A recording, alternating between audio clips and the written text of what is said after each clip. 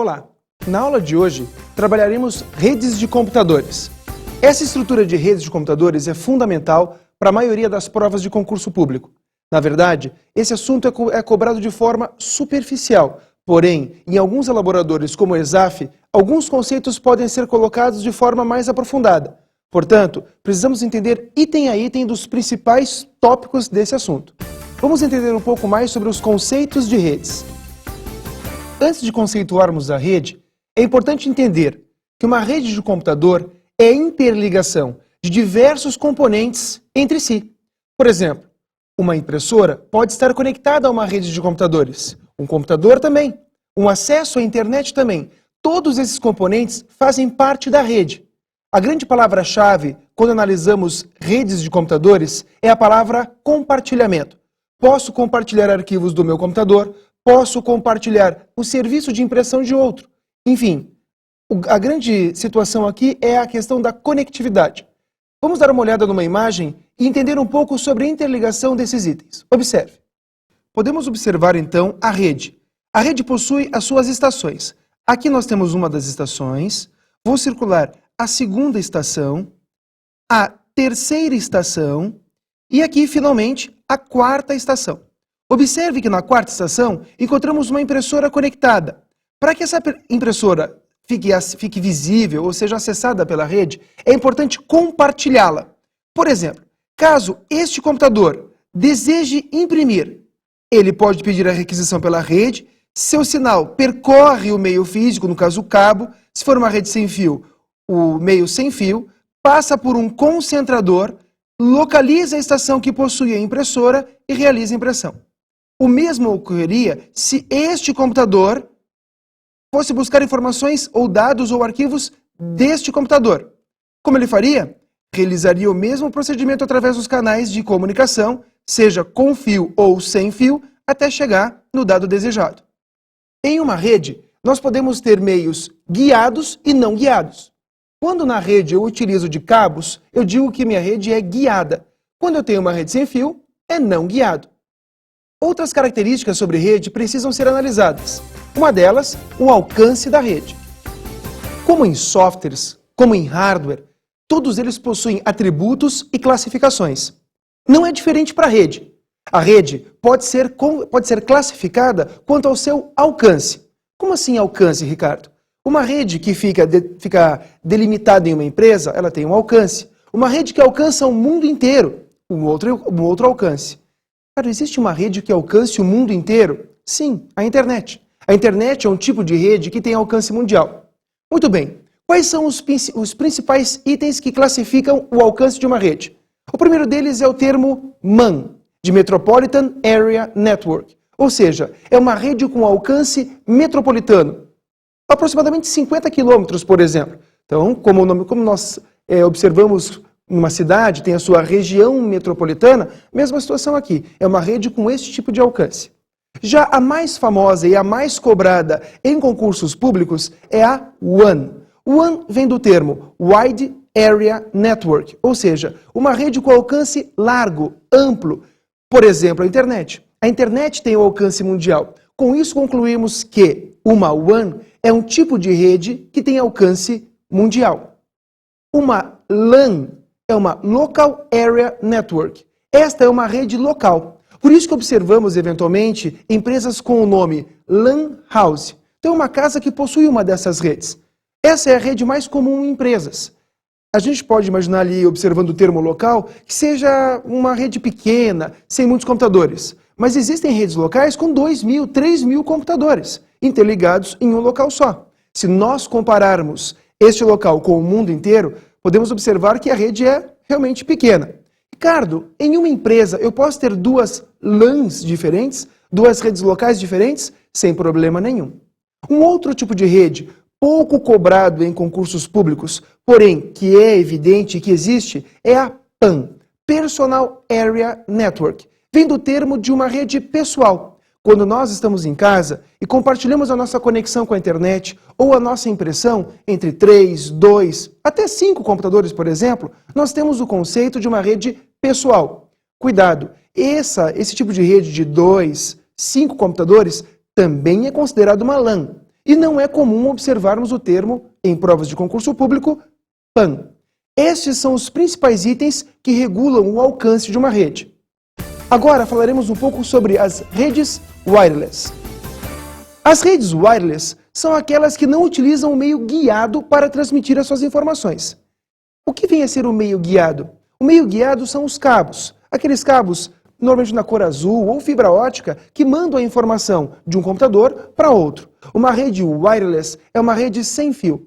Mas o que vem a ver o termo wireless? Wire vem do termo arame e less, sem. Então, sem fio, wireless. Existe uma padronização, um termo, que refere-se à rede sem fio. Podemos encontrar o nome Wi-Fi ou o padrão I3E 802.11. Cada arquitetura, cada padrão de rede possui a sua sigla. Ricardo, é importante saber essa sigla, I3E 802.11? Sim, é fundamental. Mas por que é fundamental? Porque quando eu compro um computador, por exemplo, e este computador vem com uma placa de rede sem fio, ele diz lá 802.11 ABG.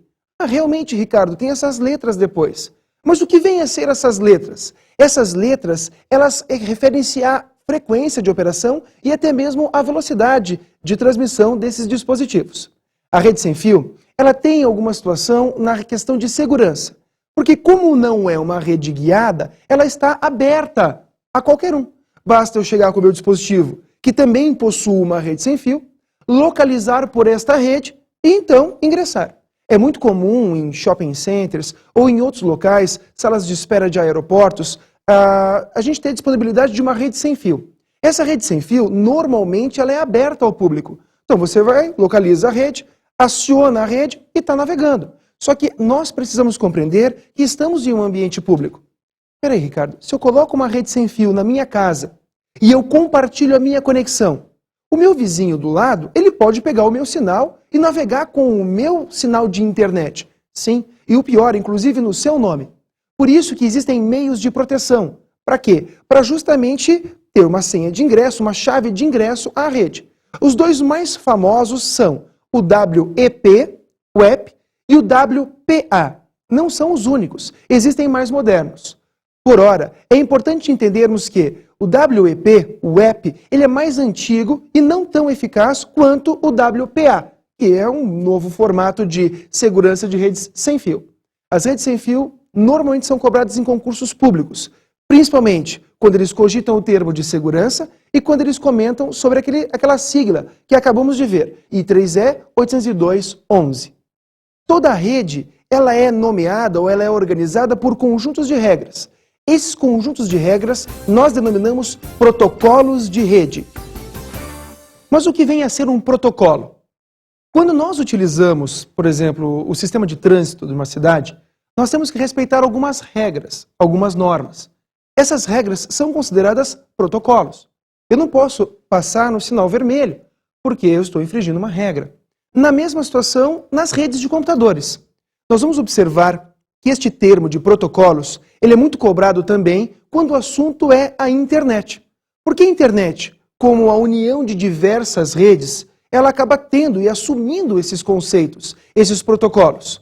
Agora, conheceremos alguns dos principais protocolos. São muitos. Então, conheceremos os principais que podem ser cobrados em provas. O primeiro deles é o IP. O IP vem do termo Internet Protocol. Qual que é a sua função? A sua função é primordial na questão da internet, localizando e identificando computadores em toda a rede. Imagine só, na sua casa você possui um CEP, que é um código. Esse CEP identifica a sua casa. Se você vai a uma escola ou a uma panificadora, por exemplo, essa panificadora está localizada em outra posição. E esta outra posição também possui um CEP. Para você chegar até este outro CEP, do CEP da sua casa até o outro CEP, você passa por outros caminhos, por outras ruas, ou seja, por outros CEPs. Ricardo, você quer dizer que o IP é a mesma coisa que o CEP? Parecido. Por exemplo, quando você está conectado à internet, quando você está utilizando a internet, você recebe, para navegar, uma identificação, um endereço IP. E, por exemplo, você acessa um site de busca, como um dos mais famosos, o Google. O Google está na internet, ele está conectado à internet. lá no seu servidor web ou servidor www, como se fosse a sua panificadora, padaria. Então o que acontece? Este servidor possui também um endereço IP. Compreendem? O endereço IP diz quem é você e para onde você vai. Então ele vai te dar um norte, ele vai te rotear. Por isso que nós temos muito a palavra, o termo rotear ou roteamento. Aí eu comprei um modem roteador. Na verdade, ele tem que te encaminhar pelos IPs corretos até que chegue no teu IP de destino. O endereço IP, então, é o protocolo fundamental para a internet. Outros dois protocolos de transporte são TCP e UDP. Enquanto o IP fazia parte de endereçamento e a parte de roteamento, o TCP e o UDP fazem a parte de transporte. Tá, Ricardo, mas como funciona isso? Imaginem só, você chega no correio, um monte de bolas de gude, e você diz assim, eu gostaria de mandar essas bolas de gude para determinado endereço. Aí, o cara do correio vai te dizer, tudo bem, então vamos pegar uma caixa, vamos colocar essas bolas dentro e vamos enviar. E você não vai dizer para ele, não, eu quero selar bolinha por bolinha. A mesma coisa na rede, na internet, por exemplo. Eu faço muita analogia à internet porque a gente está no contexto de redes. Então, por exemplo, se eu quero mandar informações pela rede, então eu empacoto essas informações. Quem é que cuida desse empacotamento e desse transporte, desse pacote? Os protocolos de transporte, as regras de transporte, ou TCP ou UDP. Seria como a caixa no correio que você ia colocar as bolinhas de gude. Ali tem o endereço do destinatário e do remetente. Tem o endereço IP do destinatário e do remetente. E esse pacote ele tem tamanhos diferentes. E ele então vai passear. Ricardo, mas qual é a diferença de você ter o TCP e o UDP? Porque não é só um tipo de pacote. Já imaginaram no correio se só existisse um meio de transmissão? Nós não temos a opção de SEDEX, a opção de carta registrada. Não existem meios diferentes para você mandar a tua informação? Uns demoram mais. Por exemplo, uma carta registrada, você tem a confirmação. Todo o processo demora mais, só que é mais garantido. Então nós faremos a referência de uma carta registrada ao protocolo TCP. E faremos referência de uma carta simples ao protocolo UDP. Com isso temos, quando eu utilizo o protocolo de transporte TCP, existe a garantia da entrega dos dados.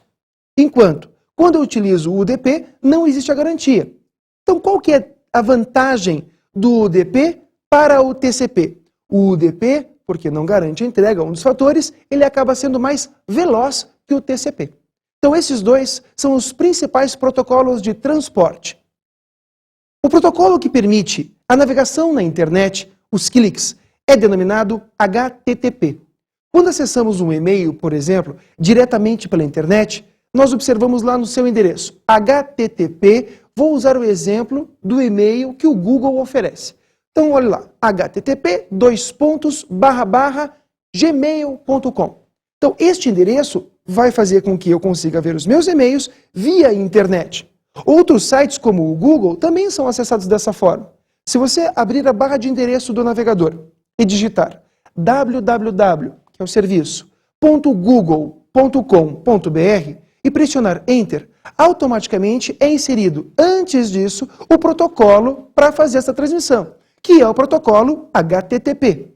Eventualmente, observamos o HTTP seguido de um S. Esse S significa que a tua comunicação ela é implementada de forma segura. Lembre-se, sempre que observarmos o HTTPS, é uma transmissão de forma segura.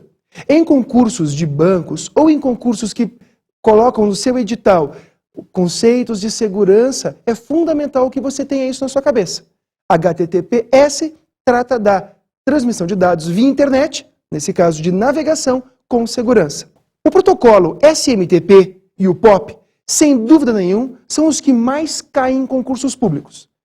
Mas esses assuntos, esses protocolos, têm a ver com e-mails. E nós estamos falando de redes. Então eu volto a comentar. Toda a internet, ela faz parte do conceito de redes. Por isso que é importante entendermos agora esses protocolos. Olha só. SMTP refere-se ao protocolo para envio de e-mails. E o POP, ou POP3, refere-se ao recebimento de e-mails. Esta relação é imprescindível para qualquer prova. Seja daquele elaborador que exige mais, seja daquele que a prova apresenta-se um pouco mais fácil. Você precisa conhecer essas duas situações. Eu gosto de fazer uma analogia. Se você entra em uma prova de concurso público e não conhece aquela relação Ctrl+C para copiar, Ctrl+V para colar, o que acontece? Você está entrando já em desvantagem, porque a maioria das pessoas sabem do comando copiar, do comando colar e que estão no menu editar. A mesma coisa que a gente relaciona com os protocolos SMTP e POP. Lembre-se, SMTP, próxima analogia, sua mensagem está partindo, ele está sendo enviada. Não é Simple Mail Transfer Protocol, não precisa decorar o termo, mas saber que este protocolo é para o envio de mensagens é fundamental. E o POP para o recebimento. Existe outro protocolo responsável pelo recebimento, que é o IMAP ou IMAP. Esse protocolo também tem função de recebimento e trabalha junto com o SMTP. Atenção, em uma prova, como que ele pode cobrar isso? Ele pode dizer assim, indique a alternativa que contempla um protocolo responsável pelo envio de e-mails. A. SMTP. B. POP. C. TCP. Aí você pensa, peraí, Ricardo, TCP é de transporte. Então ele também é responsável. Cuidado, SMTP é responsável pelos e-mails. O TCP ele tem a questão de transporte de tudo. Ele é o teu protocolo de transporte. O SMTP refere-se a e-mail. POP refere-se ao recebimento de e-mails. Não podemos esquecer esses dois termos.